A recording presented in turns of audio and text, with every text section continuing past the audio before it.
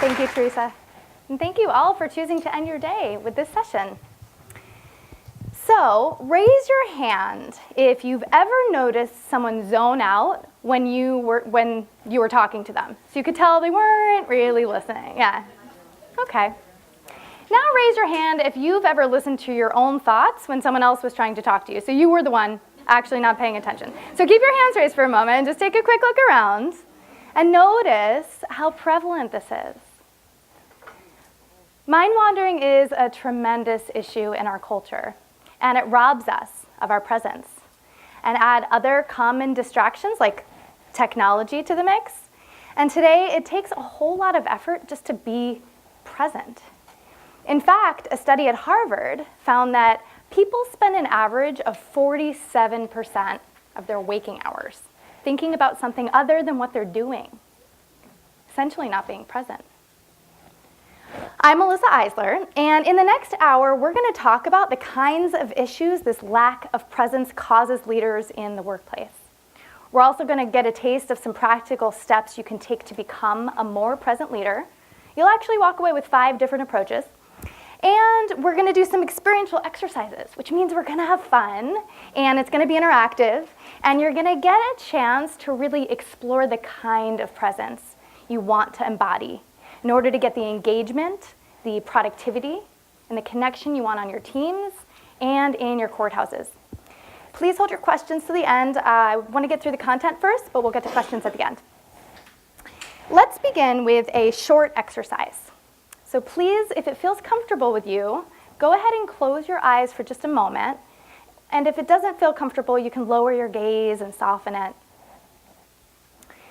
And think about a time when you were very present with someone you work with or have worked with in the past. This could be a colleague, an employee, a supervisor. It could be a conversation you had with a colleague where you were able to give them a thoughtful response. Or perhaps a meeting with your boss where you felt clear and focused and engaged. And as soon as you have that example in your mind, please raise your hand and keep it raised nice and high. I want to make sure everyone is ready before I continue. Yeah. Great. You can put your hands down now, thank you. Keeping your eyes closed. And with this example in your mind, what does it feel like to be present with someone? What do you notice physically? Are you leaning in? Is there eye contact? Are you smiling? Relaxed? What do you notice? What do you notice about your mind when you're present? And what other emotions surface when you're fully engaged and fully present? And how do you think the other person in the situation was feeling when they were with you and you were fully present? Take just another moment here to notice any other details about this memory, what it felt like. You can open your eyes now. Welcome back. Hopefully I didn't lose any of you already. No? So with this example fresh in your mind, I'm going to ask you, what is leadership presence? What do you notice about yourself when you're present in the workplace? And I invite you to just shout out a word or an adjective or a phrase that you associate with being present in the workplace. A little louder. Engaged and engaging, both, yes. Happy, yes. Confident, absolutely. Attentive, yes. Focused. A safe place, yeah. Comfortable, yeah. Anyone else? Excited, yeah. You're interested in what? Responsive, you're engaged, absolutely. Anyone else? You're listening. Thank you for saying that. Yes, very important. And feel valued, yeah. These are all important signs of leadership presence. And I think leadership presence means that you can lead with all of these important qualities, even while in the middle of really stressful situations. So no matter the pressures of work overload or burnout, no matter the declining budgets, or difficult people. You guys probably have no idea what it means to work with difficult people. No matter all of these everyday stresses, you can still maintain the qualities of your leadership presence. When I think of leadership presence, I think of a former boss I had many years ago. I remember the first one-on-one meeting I had with this man. I had just been promoted to director of a large team at a public company, and I was 28 years old and much younger than other directors at this company. And my boss was a senior vice president, and needless to say, I was intimidated. And I remember we had an hour to discuss, the team, the vision, and the strategy. And I remember the constant email ding in the background as we worked uninterrupted through the meeting. He even let the phone ring without even looking to see who was calling. Everything about this man told me he was present and 100% with me. His eye contact, his body language, his thoughtful questions, everything told me he was with me and he was present and engaged. And as this happened, I remember my own mind wandering. I kept thinking to myself, how could this very important man be in a meeting with me and let the phone ring? Doesn't he realize someone important is trying to reach him? So my mind just kept wandering. But he was like a pillar of presence. And I left every meeting I had with him feeling energized and motivated to do my best work. And I decided that was the kind of impact I wanted to have on everyone I worked with and everyone I managed too. Can we all agree that we need more presence as leaders? Yes? Yes? That it sets the tone for our people? How we show up as a leader has this incredible capacity to create the attitude and the energy and the environment for everyone around us. A recent study led by Bain & Company set out to measure the most important qualities of highly effective and highly inspiring leaders. And they surveyed more than 2,000 employees, and they identified the top 33 leadership traits. Everything you see here, from assertiveness and creating a vision, the passion and follow through, humility, of all of these things, the number one trait was the ability to be mindfully present, also referred to as centeredness. Being centered provides us the space to choose a response rather than react from autopilot like we often do. And it's the prerequisite to all of the other leadership traits. So you kind of need this before you can access anything else. And the study also found a direct correlation between a leader's mindfulness and the well-being and performance of their team. So in other words, the more a leader is able to be present with their people, the better their people are going to perform and the happier they're going to be. And that's exactly what I found to be true with my former boss. Never before had I felt so motivated and engaged in my work, and it trickled down not just to me, but to my team and to our customers. The tricky thing is, this is not easy. Our culture, our environments as leaders, our never-ending task list, none of this supports us to be present today. As humans, we have 50 to 70,000 thoughts every single day. 90% of those thoughts are the same thoughts that you had yesterday, and the day before that, and the day before that, and the day before that. And this lack of presence is what researchers at Yale refer to as a default mode network of the brain. So it's where the majority of us humans spend our waking hours, pretty much ruminating about the past, projecting into the future, what else? Obsessing about ourselves, right? Pretty much thinking about anything except what's happening right now. And the study I referenced earlier from Harvard, the one that found that we spend 47% of our waking hours outside of the present moment, that study also linked this type of mindlessness to unhappiness. So let's just recap for a moment here, shall we? We've got 50 to 70,000 thoughts every day. 90% of them are on some sort of repeat loop. Almost half of them are not in the present, And all of this is making us miserable. And this is the norm for people. And as leaders, when we've got employee requests and smartphone notifications and deadlines, difficult people, and you could probably add 100 other things to the list, when we have all of this coming at us at once, we end up dividing our attention, which is actually impossible to do. Literally, the brain cannot handle two thoughts at the same time. So if you're over there, you're not here. And when you think you're multitasking or multi-focusing, what's happening is you're actually just switching very rapidly from thought to thought or task to task. And not only is there a cognitive expense to this, but you're training your brain to be less present and more mindless. And we think we're good at multitasking, don't we? How many of you put it on your resumes, something you're good at? Or look for candidates to hire, must be good at multitasking. We think we're good at this. So just for fun, I'm gonna invite you all into a bit of a human experiment to see what happens when you try to multitask. You all have an index card in front of you. Please rotate it horizontally, just like this. And about an inch from the top, draw a line across the center. So in order for this exercise to work, I need to have everyone's attention, and I need you not to begin until I say go. Can we agree on that? Yes. Okay, wonderful, thank you.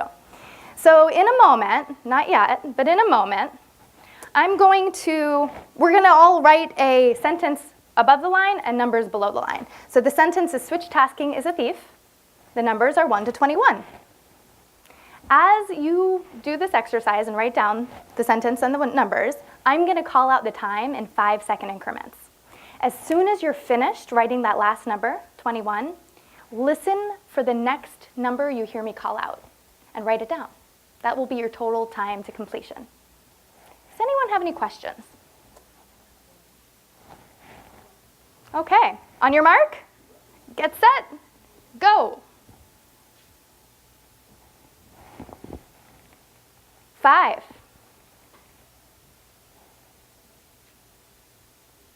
10,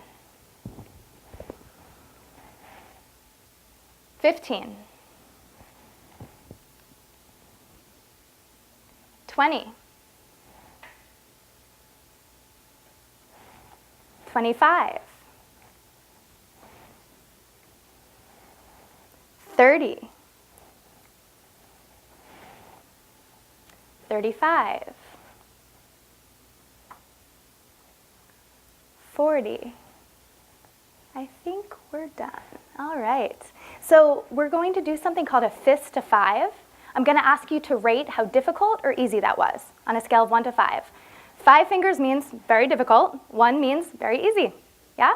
Throw up your fists and show me how difficult or easy that was. You guys are great at this. Okay.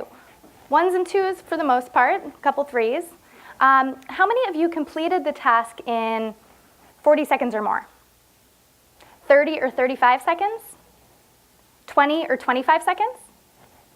Anyone less than that? Great. We're going to do this again, except this time a little bit differently. So go ahead and write another line just below that, or you can flip it over. This time, don't begin yet, but this time we're going to complete it like so. For every letter you write in the sentence row, you're going to hop down to the number row and write the corresponding number. So you write S, and then 1, and then W, and then 2, and so forth. Again, I'll be calling out your time in 5-second increments, and you'll listen and write down your total time to completion. Any questions? You guys can see where this is going, can't you? All right, let's see. Let's see. On your mark, get set, go. 5, 10, 15, 20, 25, 30, 35. 40. 45. 50. You can't quit. 55. 60. All right. So let's rate again how difficult or easy that was. On a scale, I'll just remind you guys, 5 means very difficult. 1 means it couldn't have possibly gotten any easier. Throw up your fists. Let me see your rating this time. Okay, I'm seeing some 5s, some 4s, some 3s. Yeah. For how many of you did you complete the task in 50 seconds or more? How about 40 or 45 seconds? 30 or 35 seconds? 25 seconds or less? Anyone? Okay. How many of you did it take longer the second time? Everyone. All right. How about that? For how many of you, take a look at both, compare both of your notes. Whose penmanship was better the first time? And how many of you experienced even a little bit of tension or stress or anxiety that second time as I was calling out the numbers? Yeah. So we think we're good at multitasking, but we're not. And as you just saw, multitasking can slow you down, can stress you out, and you're training your brain to be less present and more mindless. So when you find yourself being pulled in 100 directions at once, as we often are as leaders, the very best thing you can do for yourself and for your team is to ask yourself, what's most important right now? If you can't confidently answer that question, the best thing you can do is to stop, take a deep breath, and find out what's most important right now. A little trick I often use is to make a list of everything I have on my plate and cross anything off that's not most important right now. Not to pretend like I finished everything, but to get to the bottom of what needs to be done right now. This is critical in order to get out of that future thinking that we often get stuck in and to come into the here and the now. So we've talked about some of the threats that come along with mindlessness and multitasking. We've experienced some of them. Here's a quick snapshot of what happens when we lack presence, when we're not present. We're more prone to mistakes and misunderstandings. Tasks take us longer. We just saw that happening. We lack productivity. Our focus declines. And mindlessness leads to stress, which can cause a host of other issues, which we're not even going to get into. That could be a whole conference just on workplace stress. But the list goes on. Can anyone here relate to any of this? Yeah. The good news is that the researchers at Yale have found that there are ways of changing the default mode network of the brain to establish a baseline that is more present and, in turn, happier. By practicing mindfulness exercises like conscious breathing and meditation and mindful communication, which we're going to practice here in a little bit. For some people, it's walking or movement or running. It's different for everyone. And when we're mindfully present, here's the impact. It improves focus and productivity, increases compassion, creativity, problem-solving skills, feelings of engagement, all really important skills for leaders. Reduces the byproducts of stress. And for the rest of our time together, we're going to be focusing on these last two, which is that being mindfully present builds your capacity to consciously respond in situations and increases your ability to be more open rather than judgmental. So why is it so important for leaders to be able to consciously respond rather than react? And some of you may even wonder what those two seemingly similar words, what the difference is. So we're going to start right there. Reactions are instinctual. So when you react, there's no filtering process happening. Reactions are kind of like an untrained puppy who barks at every dog it sees and jumps on every passerby, and he'll probably snatch your dinner if you're not careful as soon as he sees it. He's cute, but yeah. Responses are more thoughtful. When you consciously respond, you first explore in your mind the possible outcomes before you make a move, or before you even say a word.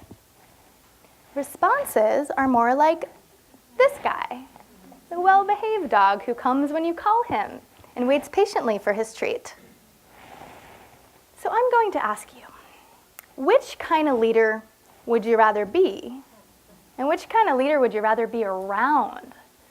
The kind of leader that's more like the well-behaved dog in the sense that you're able to create ease rather than stress for everyone around you?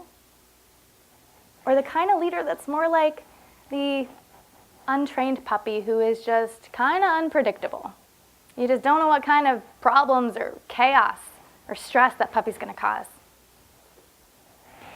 Being mindfully present when responding to stressful situations means that you're able to notice when you're triggered. And you continue to observe yourself as you have an emotional reaction. So you're essentially able to distance yourself from the experience and watch your mind react to it. Adding this layer of space or mindfulness or presence, whatever you want to call it, to the moment when you notice you're triggered can mean the difference between strengthening or breaking a relationship, between an employee or a customer walking away feeling supported or completely disregarded. And that space may be as simple as a few deep breaths.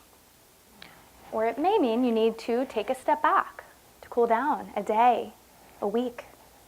Every situation is going to require something different, and every person is going to require something different. Here's an acronym to help you remember what to do as soon as you notice you're triggered. I created this acronym to help myself and my clients just remember what to do in those stressful moments. It's called PLACE. P stands for pause. So as soon as you notice you're triggered, take a deep breath. L stands for label your reaction. So what is it you're feeling? Is it anxiety? Is it overwhelm? Or is it anger or insecurity or something else? A stands for ask yourself why. So notice what actually triggered you. Was it the experience or the conversation or the comment itself? Or could it have been a previous judgment you've made? Or a person that commonly gets under your skin? So this step really invites you to wake up to your common triggers, your blind spots, your biases. C stands for choose a skillful response. This step is critical. This is where all the magic happens. As you take that step back, ask yourself what matters most here. What is my goal? And how can I respond in a way that's going to move me closer to my goal? And then E stands for empower yourself. So empower yourself to move forward from that place of awareness. So you're building that self-reflective capacity. You're strengthening the muscle within yourself to respond with purpose and to invite a healthier outcome for everyone involved.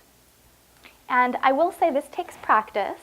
I think it's impossible to be unreactive 100% of the time, or at least I can't be.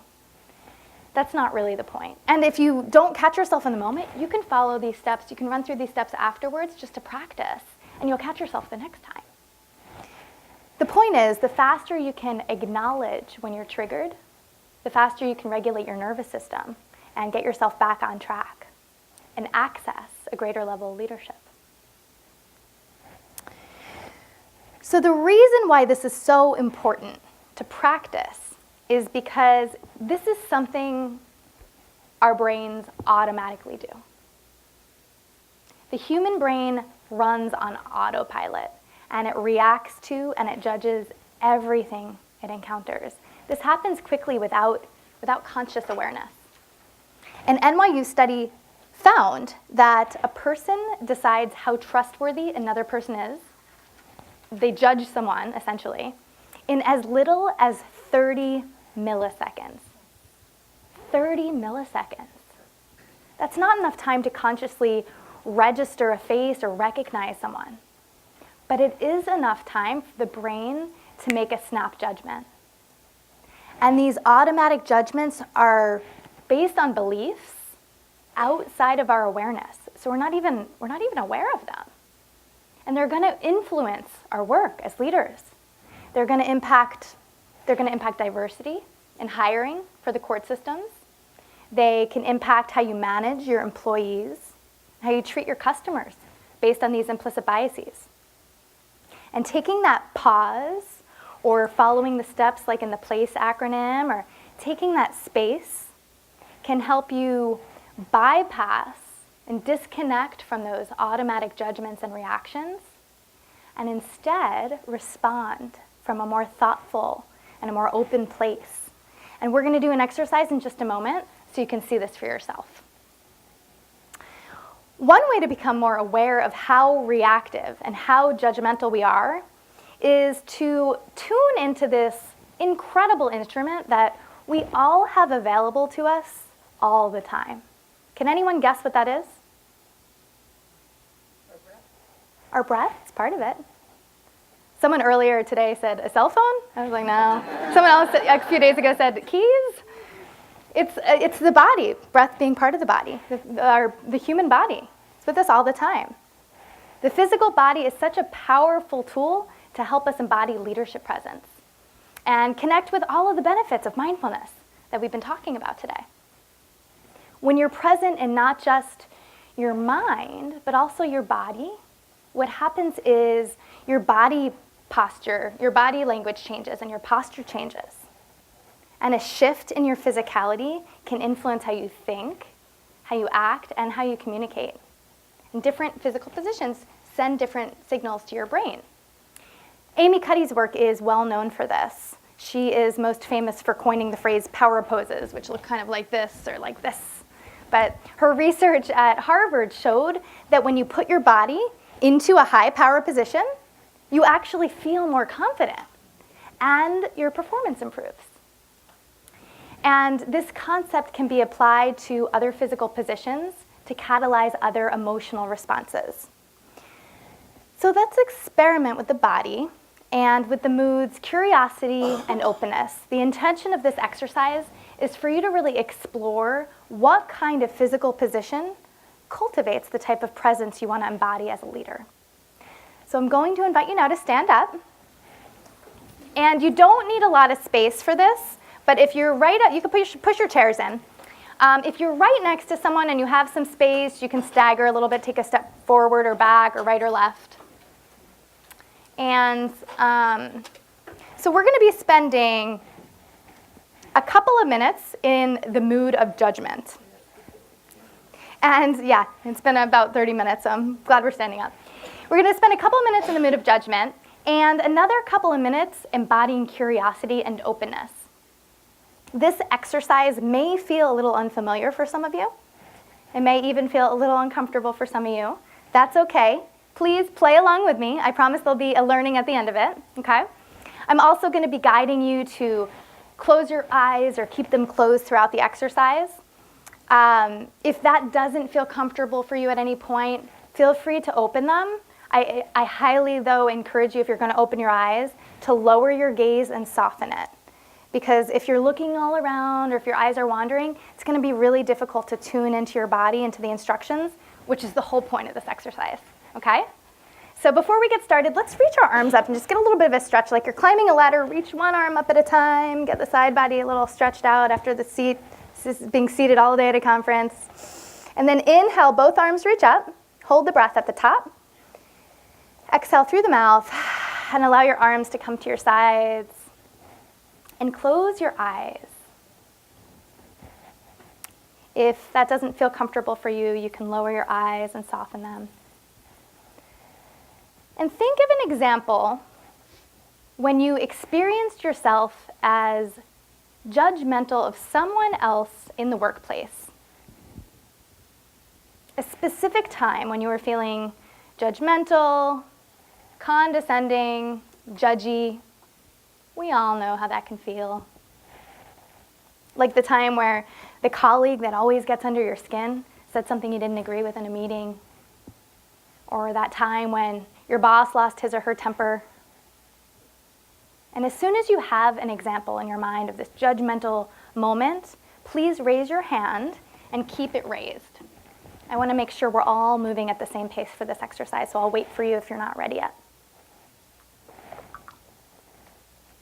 Okay. You can lower your hands. Thank you. So keeping your eyes closed, bring up a picture of that memory in your mind and tune into the feelings of that memory as if you were back there in the moment. What did you notice in your body about how this judgment feels? And I invite you to put yourself into that physical posture now. So emulate the posture of how that judgment feels in your face and in your body, and start to exaggerate it. No one's watching, we all have our eyes closed, so don't worry about how you look. And if you can't remember exactly how you looked or felt, don't worry about it. Just put yourself into any physical position you feel would be judgmental.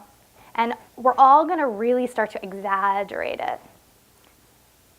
So what did your face feel like and your eyes? Were they scrunched? What did your shoulders and arms look like in this place of judgment?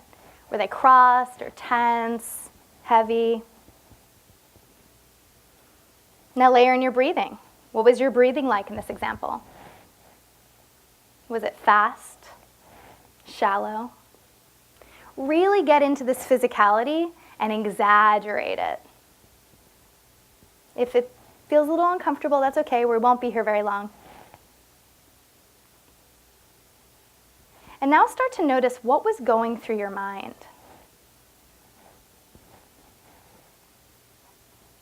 And tune into your mood.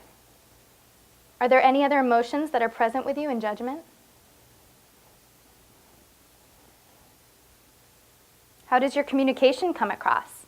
What's your tone like? What are your word choices like? Take another moment here to observe and emulate what this state of judgment feels like.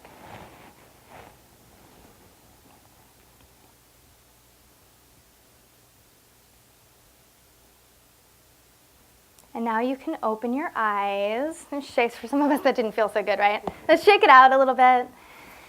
We're going to be coming into curiosity next, which is a much more lighthearted and fun mood to be in.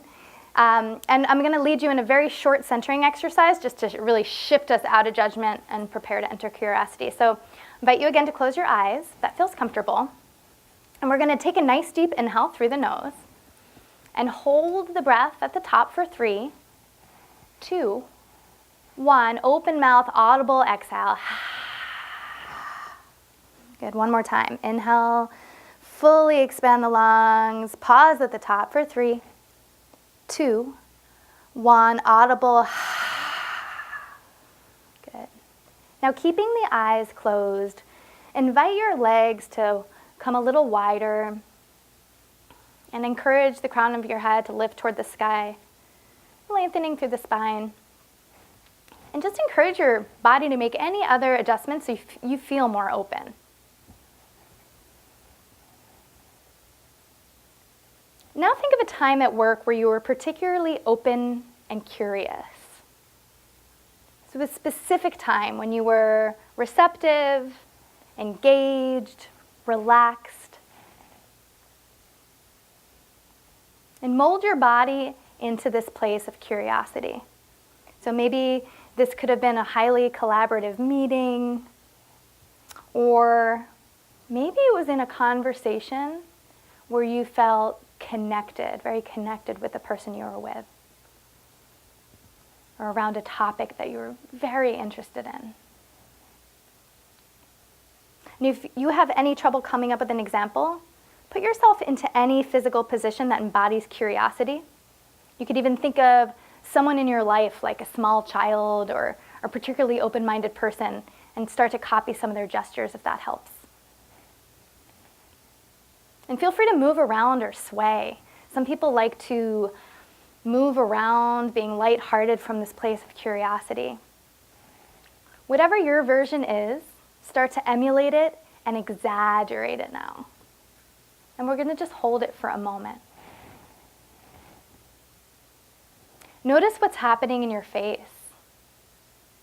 Is your jaw relaxed? Are your eyes soft?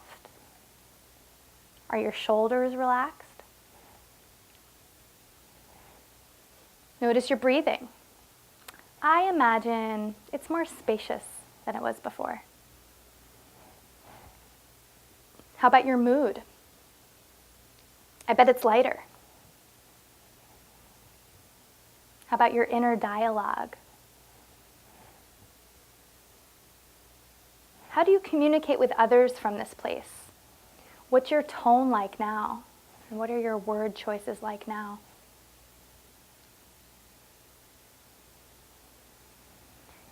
Now, come back to the example of the situation of when you were in judgment, but stay with the relaxed physiology. So stay open in your body, stay light in your mood. Be in that same challenging situation, but this time with openness and with curiosity. What can you get curious about in this situation? How can you practice empathy for the other person in this situation? And what other emotions arise alongside curiosity and openness that might be helpful to your goal in this situation? From this place of curiosity, ask yourself, what could I have done differently? And how could I approach this challenge from a curious place? Take another moment here with your eyes closed to observe and reflect. How did that judgmental attitude limit you?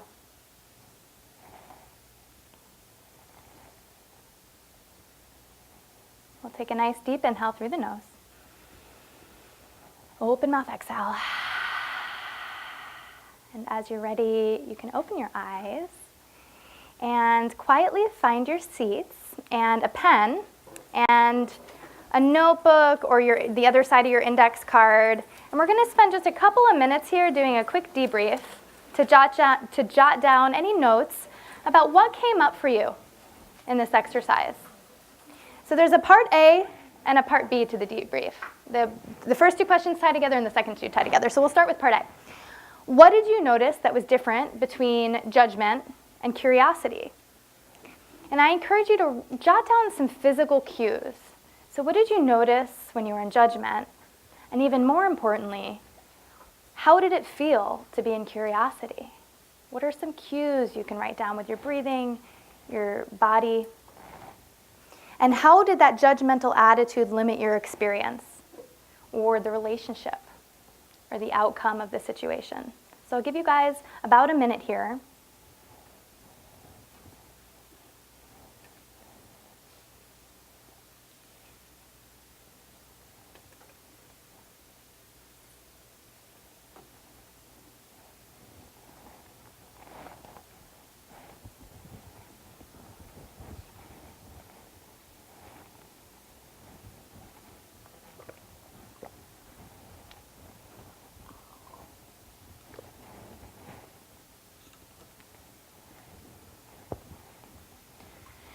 And then for the second part, think of a trigger in your work where you're particularly at risk for being reactive or judgmental. So this could be a person or a meeting, a subject or a topic.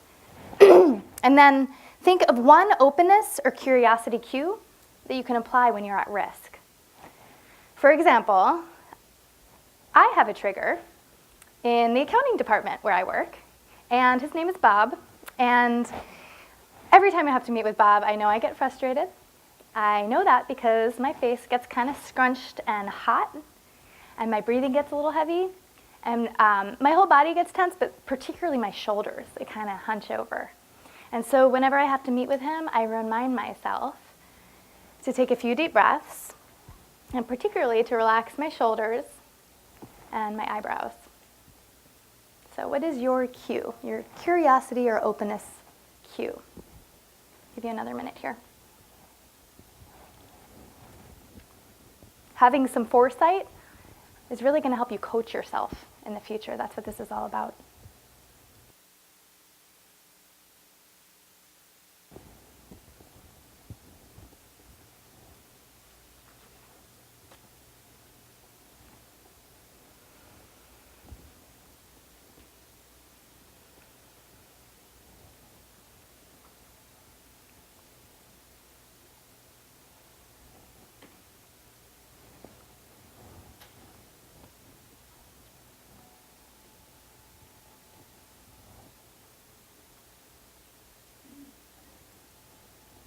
And notice how your body, your language, and your emotions really work together to create your presence and to help you really slow down your reactions and your judgments. This is what the famous quote is talking about. This quote is often attributed to Viktor Frankl, although he wasn't the actual author. It reads, "Between stimulus and response, there is a space. And in that space is our power to choose our response. And in our response lies our growth and our freedom." Another way to access your leadership presence is with mindful listening. I love this quote by Gabrielle Thompson. It's a senior VP at Cisco. She said, "Many situations simply need an ear, not action. Oftentimes, problems don't need solutions. They need presence, and they need time." Oftentimes, as leaders, we think we're expected to solve everyone else's problems, right?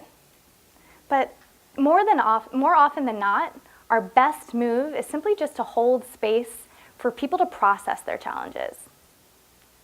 Being able to actively listen with the openness and the curiosity that we just practiced can be your fastest path to a solution. And your employees are more engaged because they're able to design a path forward and arrive at a solution instead of just following your lead. So you're actually creating a bigger learning opportunity and you're empowering your employees. I work with a lot of leaders, and this comes up time and again. The number one reason people leave their jobs is actually because of their boss. So you have to think about, who is the kind of boss I want to be? What is the kind of boss I want to be to reduce turnover and to keep your employees engaged? And I believe that learning how to really listen is a key here. So we're going to be partnering up and doing a mindful listening exercise and to really learn how to listen in this particular way. Because when most people are listening, their mind is elsewhere. We kind of talked about this already. They're either preparing what they're going to say next, or they're waiting for you to finish speaking. They're not actually there. So I encourage you to take this opportunity to listen in a different way. I'm going to give you further instructions on how to do that in a minute. Please find someone, a partner preferably that you don't know. And I'm going to ring the bell in about 20 seconds. If you don't have a partner, just raise your hand when you hear the bell.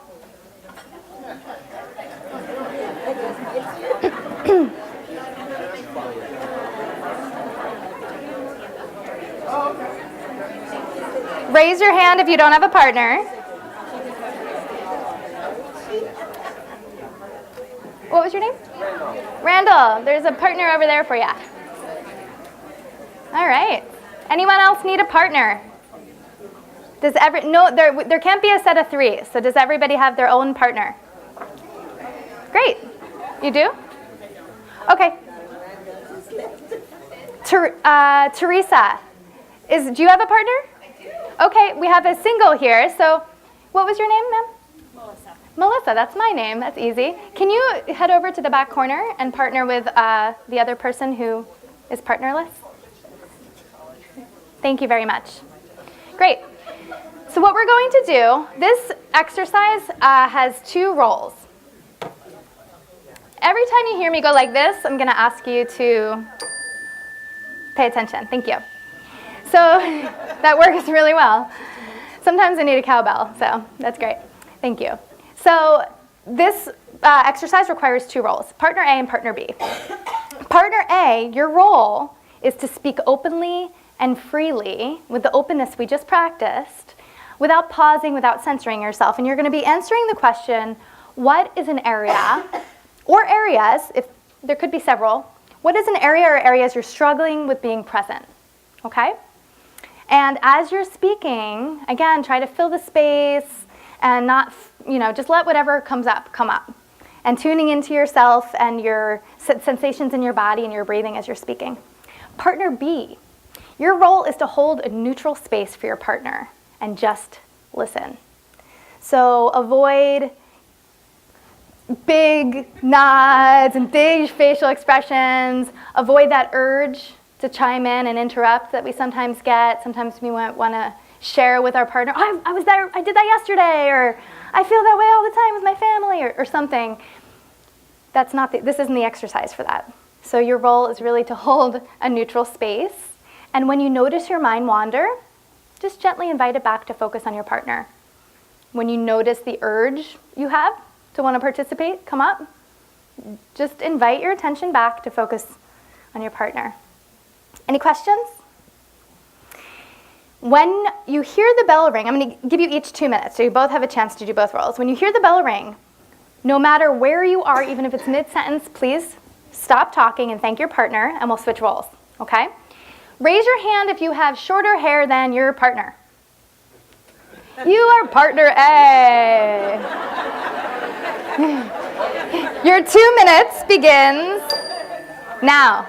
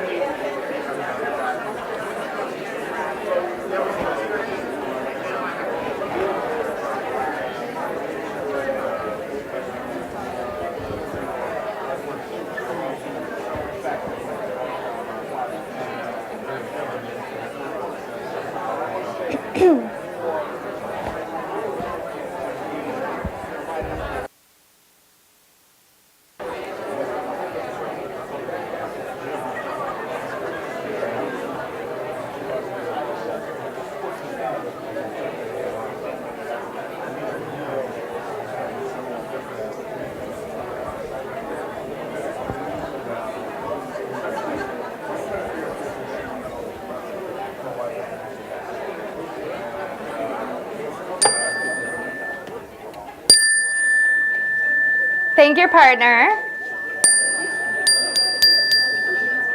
Thank your partner. And now, partner B, your role is to speak. Partner A, your role is to hold that neutral space. Your 2 minutes begins now.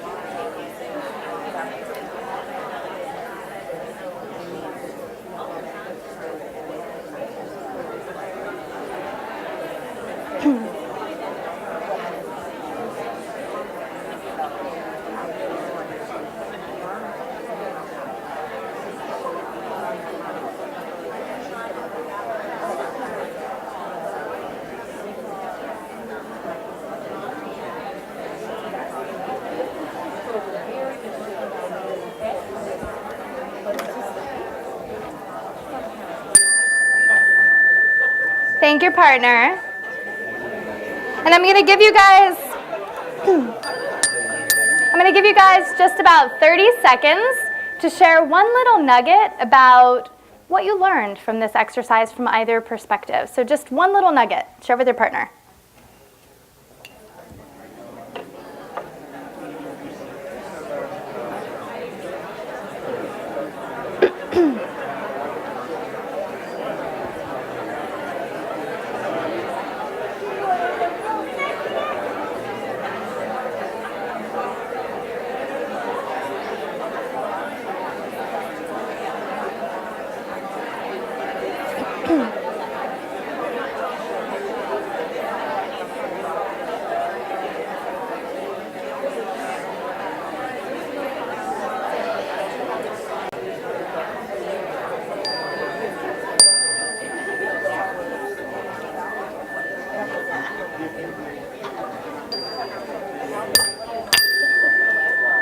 Trying to do this until maybe I do need a cowbell. I thought you guys were with me on this. We need more cowbells.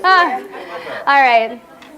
So quietly find your seats, or if you're in a place, we're almost done here, so you can stay where you are if you'd like.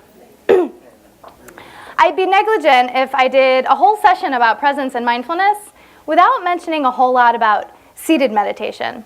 But meditation is the most powerful way you can train your brain to be less reactive and more focused and present and more resilient to stress. Because when you practice,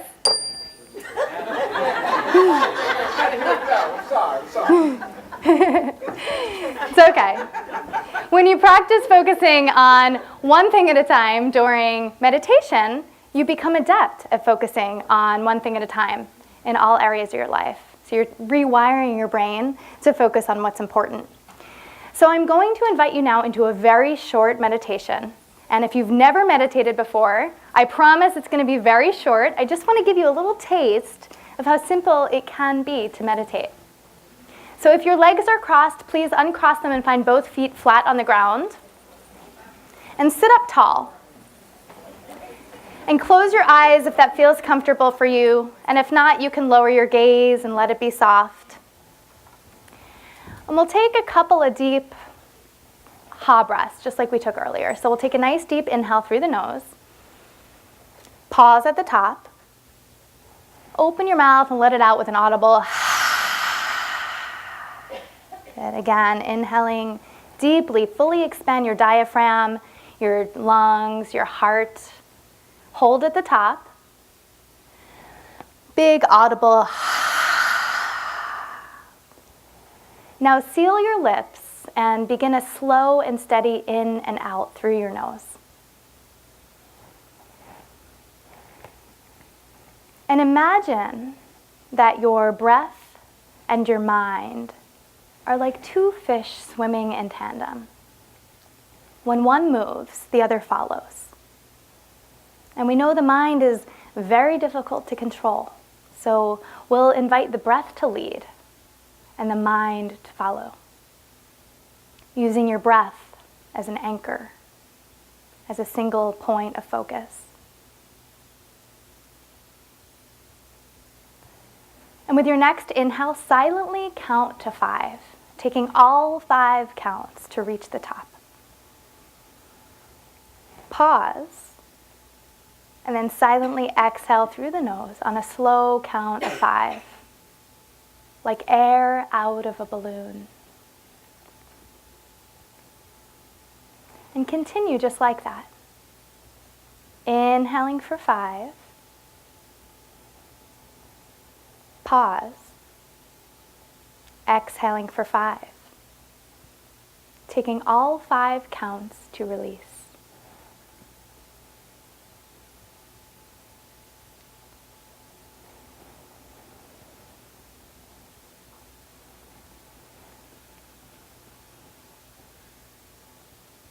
And when you notice your mind wander off to another place, just gently invite it back to focus on your breath, allowing the breath to lead and the mind to follow.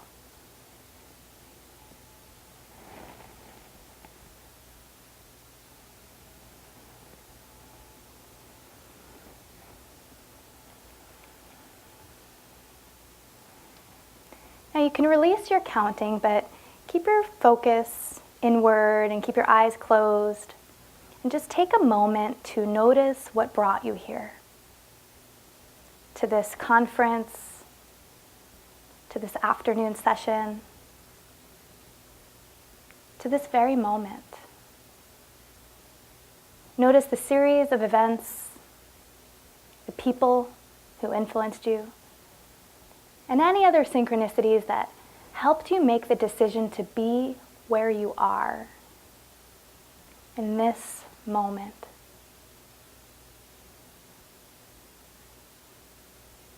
We'll take a nice deep inhale through the nose.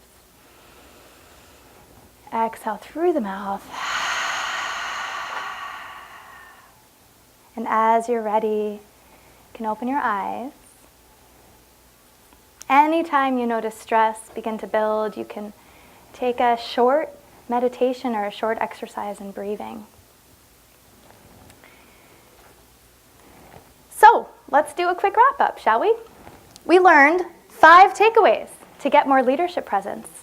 We learned the PLACE acronym to increase your ability to consciously respond. We practiced openness and curiosity, particularly when you're at risk for being reactive or judgmental. We practiced mindful listening. We learned how effective a daily meditation practice can be. And I recommend people start with 5 minutes. Even 5 minutes can be huge. We only meditated just now for about 2.5 minutes. It felt great, didn't it? Yeah. And if all else fails, just ask yourself, what's most important right now? The thing is, if you try to do all of this at once, you may get overwhelmed, which is not going to help your pursuit of finding more presence. So I encourage you to find one thing. What is one thing you will commit to doing starting today to stay more present?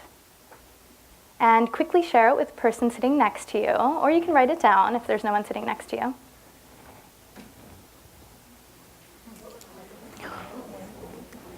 One thing you can do, and here's your cheat sheet here.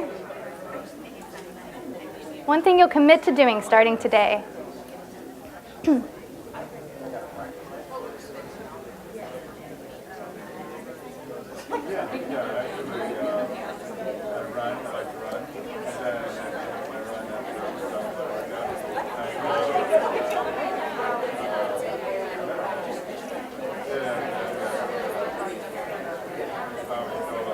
Great.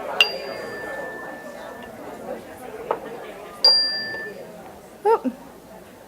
Great. Thank you all so much for your attention today. You were a wonderful audience. Thank you.